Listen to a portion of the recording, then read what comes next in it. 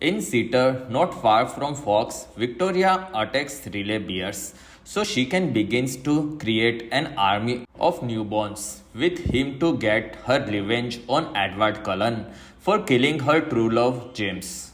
Back in Fox, Edward and Bella Swan discuss the compliments of becoming an immortal vampire.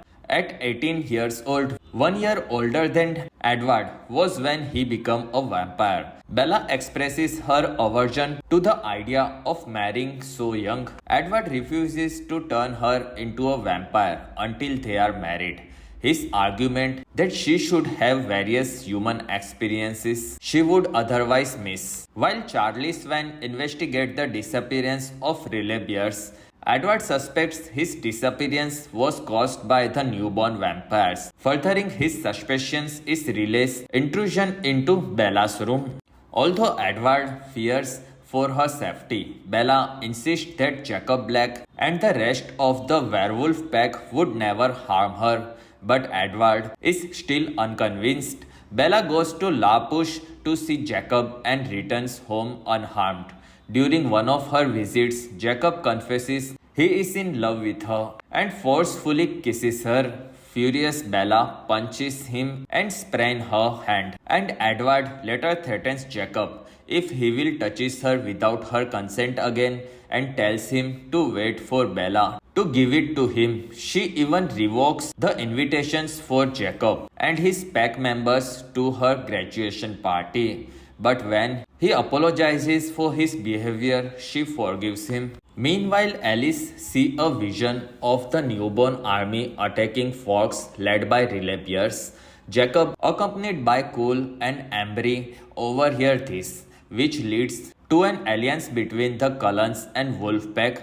Later, the Cullens and the Wolves agree to a meeting place and time to train and discuss strategy. During the training, Jasper explained to Bella that he was created by a vampire named Maria to control a newborn army. He hated his original existence and upon meeting Alice, joined the Cullens with her. Bella sees the true bond between a mated vampire pair and begins to understand Jasper better. Despite her reluctance to marry, Bella realizes that spending eternity with Edward is more important to her than anything else and agrees to marry him. Edward and Bella camps in the mountains to hide her from bloodthirsty newborns. During the night, she overhears a conversation between Edward and Jacob, in which they temporarily put aside their hatred towards each other. In the morning, Jacob overhears Edward and Bella discussing their engagement and takes off. She desperately asks him to kiss her, realizing she has fallen in love with him. Edward finds out about the kiss but is not upset, as Bella tells him her love for Jacob is not as strong as her love for him. When Victoria appears, Edward kills her while Seth kills Relay. The Cullens and the Collins wolves meanwhile destroy the army through Jacob is injured, saving Leah Clearwater from a newborn. Several members of the vampire police, the Vulturi, arrives to deal with the newborn army. They also see that Cullens are guarding the newborn Bree Tanner, who had refused to fight and surrendered to Corliss and Esme. Jen tortures her to collect information, then instruct Felix to kill her despite the Cullens' efforts to spare her. When Jen notes that Cos will find it interesting that Bella is still human, Bella informs her that date of her transformation has been set. She visits the injured Jacob to tell him that even though she is in love with him, she has chosen to be with Edward.